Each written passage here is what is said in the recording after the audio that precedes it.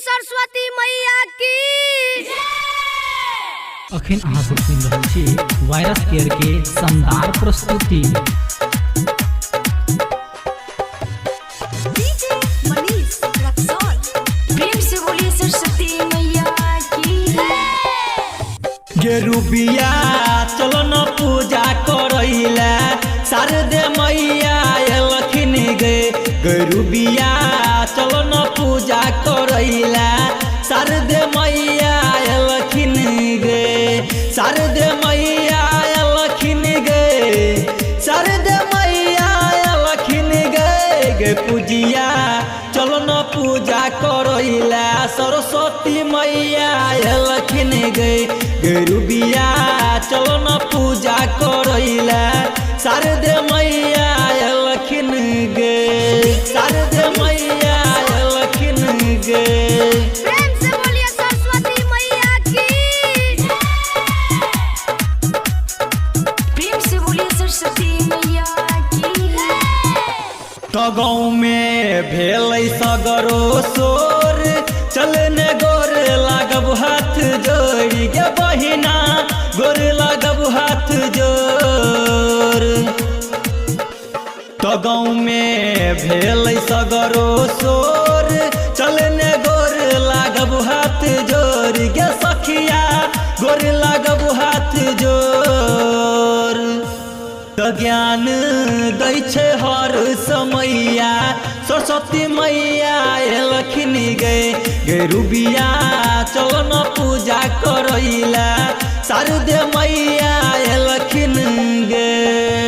शारदे मैया एलखिन गे। प्रेम से बोलिए सरस्वती मैया की प्रेम से बोलिए सरस्वती मैया की।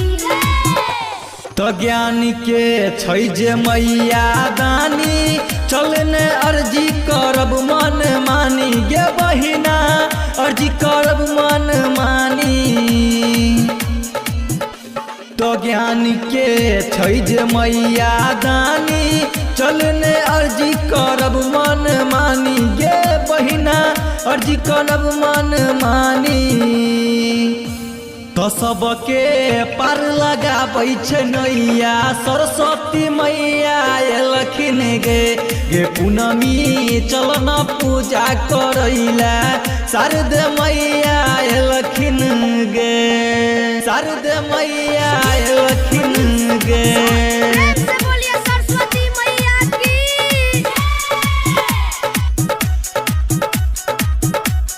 प्रेम से बोलिए सरस्वती मैया की।